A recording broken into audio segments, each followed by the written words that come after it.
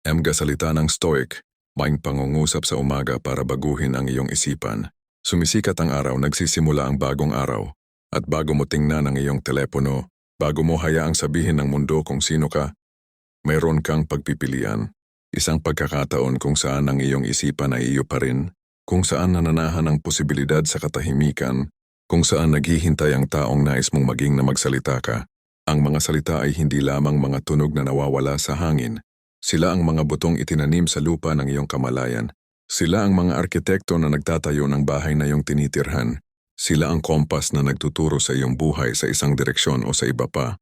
Nauunawaan ito ng lubusan ng mga sinaunang Stoic. Si Marcus Aurelius, ang emperador ng Roma na naghari sa buong mundo ngunit pinamunuan muna ang kanyang sarili, ay sumulat sa kanyang mga meditasyon. Ang kaligayahan ng iyong buhay ay nakasalalay sa kalidad ng iyong mga pag-iisip. Alam niya na ang laban para sa isang makabuluhang buhay ay nananalo o natatalo sa dula ng isipan. Sa mga unang tahimik na sandali, kapag ikaw ay nagpapasya kung anong tinig ang dapat magsalita, karamihan sa mga tao ay gumigising at agad na sumusuko. Dinadampot nila ang kanilang mga telepono at hinahayaang magsalita. Ang takot sa pamamagitan ng mga ulat sa balita. Hinahayaan nilang magsalita ang paghahambing sa pamamagitan ng social media. Hinahayaan nilang magsalita ang pangamba sa pamamagitan ng pag-uulit sa isipan ng mga pagkakamali kahapon o mga kawalan ng katiyakan sa kinabukasan. Ibinibigay nila ang kanilang umaga na nangangahulugang ibinibigay nila ang kanilang araw na nangangahulugang ibinibigay nila ang kanilang buhay. Ngunit narito ka dahil mayroong bagay sa iyo na tumatanggi ng tanggapin iyon muli. Paano kung ang mga salitang binibigkas mo sa iyong sarili sa umaga ay hindi lamang mga salita? Paano kung sila ang pundasyon kung saan itinatayo ang iyong buong araw? Paano kung ang pagbabago ng iyong isipan ay hindi tungkol sa mga komplikadong pamamaraan o taon ng therapy, kundi tungkol sa iyong simpleng salitang binibigkas ng may intensyon, may paniniwala at may pag-unawa na ikaw ay nakikipag-usap sa pinakamahalagang tao na iyong makikilala, ang iyong sarili. Sinusuportahan ito ng agham. Ang neuroplasticity, ang kakayahan ng utak na mag-reorganize ng sarili, ay nagpapakita sa atin na ang ating mga pag-iisip ay lumilikha ng mga connection sa utak. Ulitin ng sapat ang isang pag-iisip at ito ay magiging isang daanan sa iyong utak. Ang iyong isipan ay literal na nagbabago ng hugis batay sa iyong pinapakain dito. Ang mga salitang binibigkas mo sa umaga ay ang unang pagkain ng iyong kamalayan. Gawin mong nakapagpapalusog.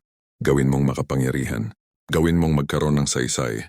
Ngayon binibigyan kita ng 5 salita. Hindi mga parirala, hindi mga talata.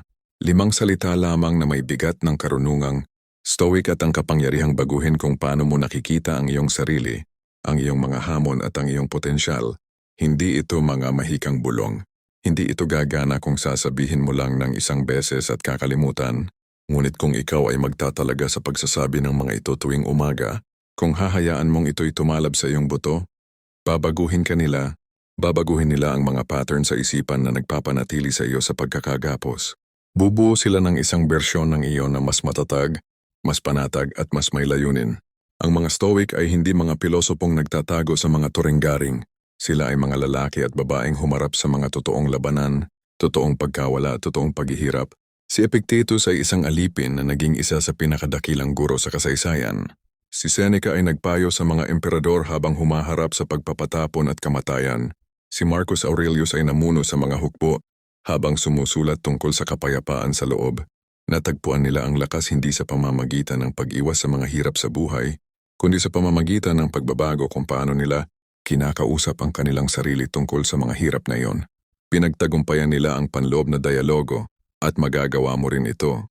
Nakikinig ang iyong isipan ngayon. Naghihintay ito ng mga tagubilin. Nakayos ito upang baguhin, i-reprogram at ibahin ang direksyon. Ang tanong ay, ano ang sasabihin mo rito? Uulitin mo ba ang parehong pagod na mga kwento ng limitasyon? Ang parehong mga takot na nakadamit bilang katotohanan? Ang parehong mga dahilan na nakabihis bilang karunungan? O kakausapin mo ang iyong sarili tulad ng isang taong karapat-dapat sa kadakilaan, tulad ng isang taong may kakayahan sa paglago, tulad ng isang taong nauunawaan na ang umaga ay sagradong teritoryo? Bago tayo magtungo ng mas malalim, kung ang mensaheng ito ay umaalingaw sa iyo, kung nararamdaman mo ang paghatak patungo sa pagbabago, i-click ang pindutan ng like, mag-iwan ng komento sa ibaba, at ibahagi ang video na ito sa isang taong kailangang marinig ito. Mag-subscribe sa channel na ito dahil tayo ay nagtatayo ng isang bagay dito. Isang komunidad ng mga taong tumatangging mamuhay ng isang karaniwang buhay sa loob. At huwag lalaktawan ng anumang bahagi ng video na ito. Bawat salita ay mahalaga. Manatili ka sa akin hanggang sa wakas. Simulan natin ang pagbabago. Ibaba ito sa mga komento kung ito'y umaalingaw-ngaw. Ang aking mga salita ang lumilikha ng aking katotohanan. Pinipili ko ang aking tugon. Hahampasin ka ng buhay. Hindi iyon posibilidad, iyon ay sigurado. Ang tanong ay hindi kung ang kahirapan ay darating. Ang tanong ay sino ang magpapasya kung ano ang kahulugan nito. Tuwing umaga, kapag sinasabi mo ang pinipili ko ang aking tugon, inaangkin mo ang kapangyarihan sa isang bagay na walang sino man ang makakakuha mula sa iyo. Hindi ang iyong kalagayan, hindi ang iyong emosyon sa agarang pakiramdam, kundi ang iyong tugon. Ang puwang sa pagitan ng kung ano ang nangyayari sa iyo at kung ano ang gagawin mo tungkol dito.